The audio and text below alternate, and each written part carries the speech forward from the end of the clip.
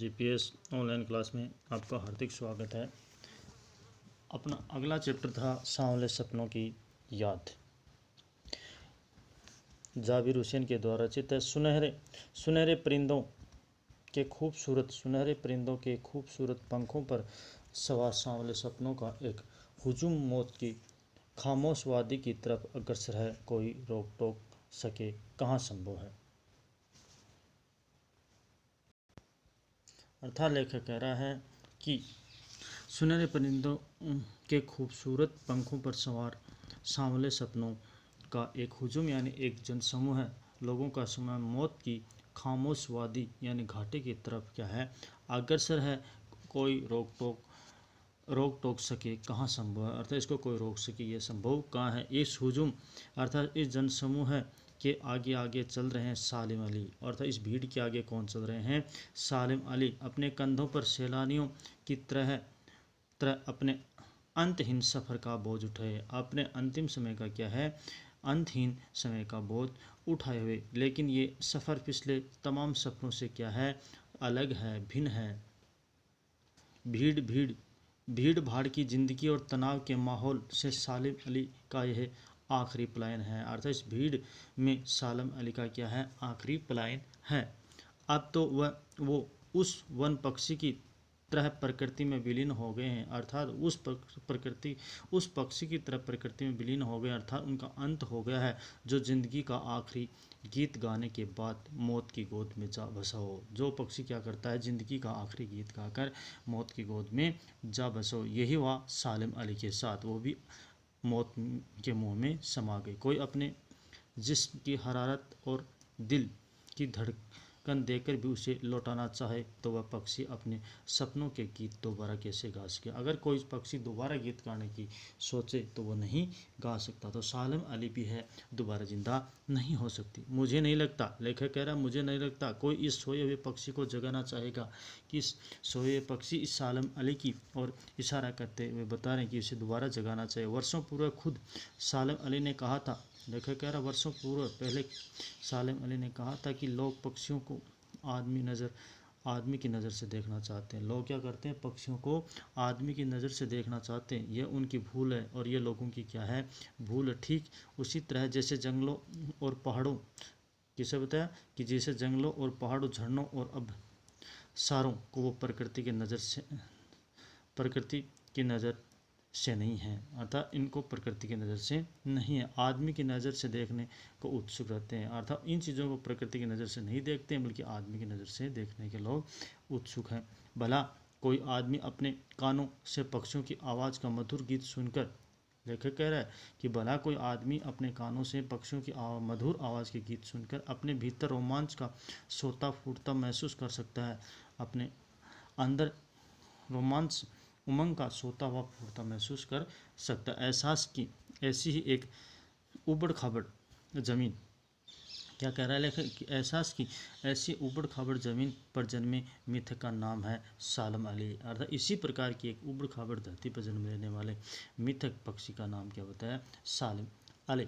पता नहीं इतिहास में कब कृष्ण से वृंदावन, लेखक कह रहा पता नहीं इतिहास में कब कृष्ण ने वृंदावन में रासलीला रच दी कि पता नहीं कब कृष्ण भगवान ने वृंदावन में रासलीला रची और शेख गोपियों को अपनी शरारतों का निशाना बनाया। और क्या किया गोपियों को क्या किया अपनी शरारतों का निशाना बना लिया। कब माखन भरे भांडे फोड़े थे और कब मक्खन से भरे हुए भांडे थे वो फोड़े थे और कब दूध छाली से अपने मुँह भरे थे और कब क्या हुआ दूध छाली से अपने मुँह भरे थे।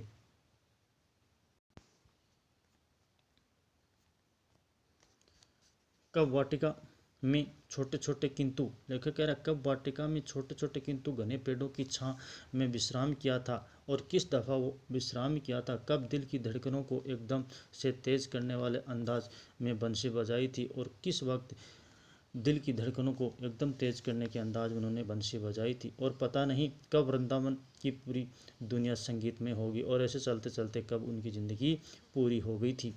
पता नहीं ये सब कब हुआ। लेखक कह रहा पता नहीं ये पूरी घटनाक्रम कब होगा। लेकिन कोई आज भी वृंदावन जाए तो नदी का सांवला पानी, क्या कह रहा है, लेकिन आज भी कोई वृंदावन जाए तो नदी का सांवला पानी उसे पूरे घटनाक्रम की याद दिला देगा। आज नदी का पानी है वो उस पूरी घटना की क्या कर देगा, याद दिला देगा, ताज़ा कर देगा। हर सुबह सूरज निकलने से पहले, हर सुबह क्या है, सूरज निकलने से पहले जब पतली गलियों में उत्साह भरी भीड़ नदी की ओर बढ़ती है, जब पतली गलियों में क्या उत्साह से भरी भीड़ किधर आती है, नदी की ओर बढ़ती है, तो लगता है जैसे उस भीड़ को चीरकर, तो क्या लगता है कि उस भीड़ को चीर कर अचानक कोई सामने आएगा, कि अचानक कोई क्या है सामने आ जाएगा और बंसी की आवाज़ में, बंसी की आवाज़ पर सब किसी के कदम थम जाएंगे। ऐसा लग रहा है कि बंसी बजाएगा और बंसी की आवाज़ पर है किसी के क्या होंगे, कदम है वो थम जाएंगे।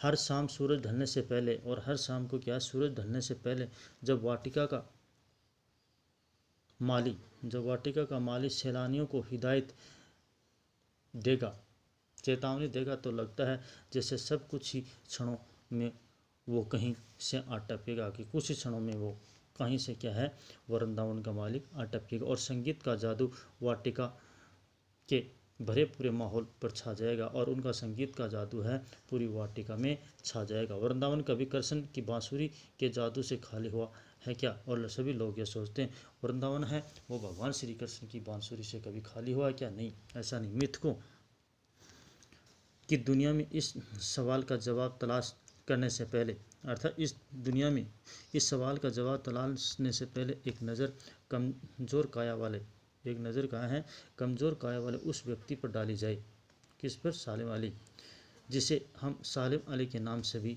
जानते हैं। लेखक कह रहा है एक नज़र सालिम अली के ऊपर भी डाली जाए। उम्र को 70 तक पहुँचने में थोड़े ही दिन तो बचे थे, अर्थात उनकी उम्र लगभग 100 वर्ष तक पहुंचने में थोड़े ही दिन बचे। संभव है कि लंबी यात्राओं की थकान ने, क्या है, लंबी यात्राओं की थकान ने उसके शरीर को क्या कर दिया है, कमज़ोर कर दिया है हो, और कैंसर जैसी जानलेवा बीमारी उनको मौत का कारण बनी हो। और क्या हुआ, इनकी मौत भी किससे हुई, कैंसर जैसी जानलेवा बीमारी के कारण सालिम अली की क्या हुई, मौत हुई, अर्थात मौत का कारण बनी। लेकिन अंतिम समय तक मौत उनकी आंखों से वह रोशनी छीनने में सफल नहीं हुई। लेकिन लेखक कह रहा है अंतिम समय तक मौत है उनकी आंखों से वो रोशनी वो तेज छीनने में सफल नहीं हुई, जो पक्षियों को तलाश और उस उनकी हिफाजत के प्रति क्या थी, समर्पित थी। सालिम अली की जिज्ञासा पर क्या थी, पक्षियों की तलाश और उनकी क्या थी, हिफाजत, अर्थात उनकी सुरक्षा के प्रति समर्पित थी। सालिम अली की आंखों पर चढ़ी दूरबीन उनकी मौत के बाद ही उतरी थी, अर्थात उनकी आंखों पर जो चढ़ी हुई दूरबीन थी वो उनकी मौत के बाद ही उतरी थी।